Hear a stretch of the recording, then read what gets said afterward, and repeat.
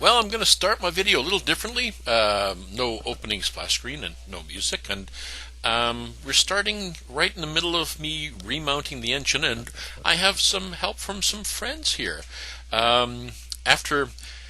After installing the fuel pump at the top bracket there, I found that I could not move the engine back in place using that engine hoist because the straps don't go around that fuel pump bracket. And so which means we have to muscle it up, and two of us hold it. It's not a heavy engine, but it's awkward.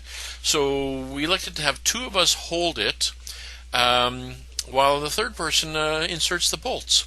And at least a couple of bolts to get the thread started so that we don't have to keep holding it. So there we go. I'm taking the strapping off, and now I grab a hold of it, and yeah, we're basically getting the engine started over here. So yeah, I've been away for a little while working on the Emerald project. I haven't done anything with my Challenger for weeks and weeks now, but I've got to get it going, so I've decided that after working for a couple of hours on the Emerald, I'm going to put a few hours in on the Challenger and get it going. So anyways, this is the remounting of the engine, and yeah, it was a successful operation.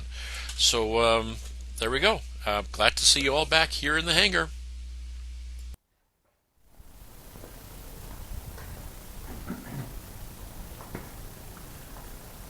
Well, that's the short version of me mounting that engine back on the airplane and getting ready to do another start.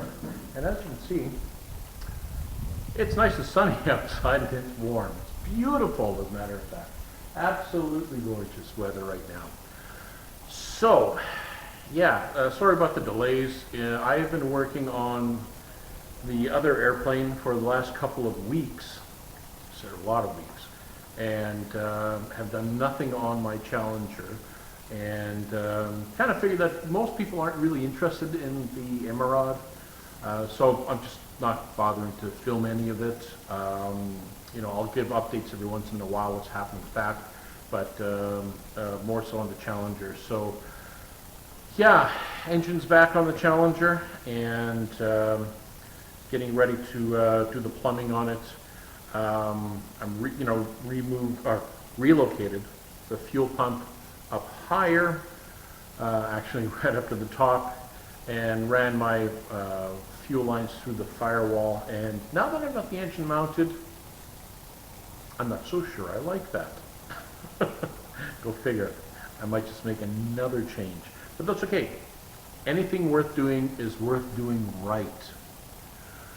So, if I feel the need to make another change in the plumbing, because I don't like it, as a matter of fact, you know, maybe I will show you guys what I don't like, and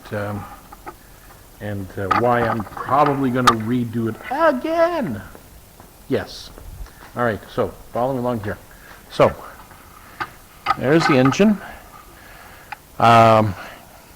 Mounted again. That's the oil line, fuel pump over here. Now, I don't like this, and I don't like it up here. If I remove this fuel line completely, because let's face it, it's not using both ports. I can just use the single output and use it. It's still touching the engine, and if the engine vibrates, that's going to cause wear. So I don't like this. So I'm probably going to take it all apart. Well, I'm going to leave the engine on, but I'm going to pull all these fuel lines out and reroute it again. But I'm only going to use an in intake and a single in, single out. I'm not going to use two out. There's no point in that. For the fuel flow, that kind of stuff for this engine, it's no. I mean, this one is designed for dual carb, so there's one for each carburetor for convenience of plumbing is why that was done. And I don't need that convenience of plumbing because I've taken care of it. Oh, down there.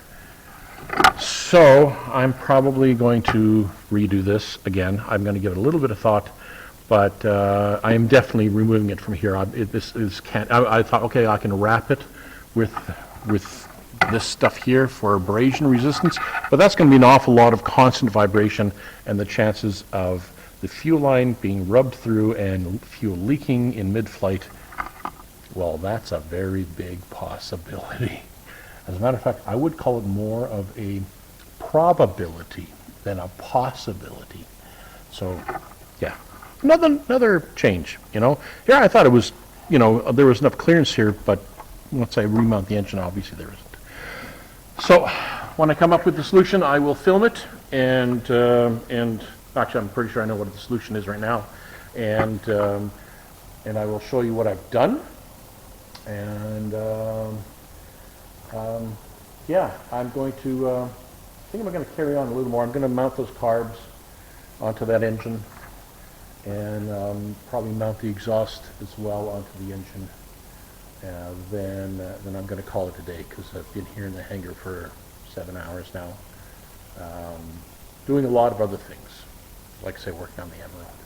But for the last 2 hours, I've been working on my Challenger. So that's it. That's the update for right now. Short and sweet, and no big announcements, that kind of stuff. Other than it's coming along, and soon to be in the air. I won't give you a date. I'm not going to get caught on that one, because if you remember from like the very first video in this, like this is going to like video 75.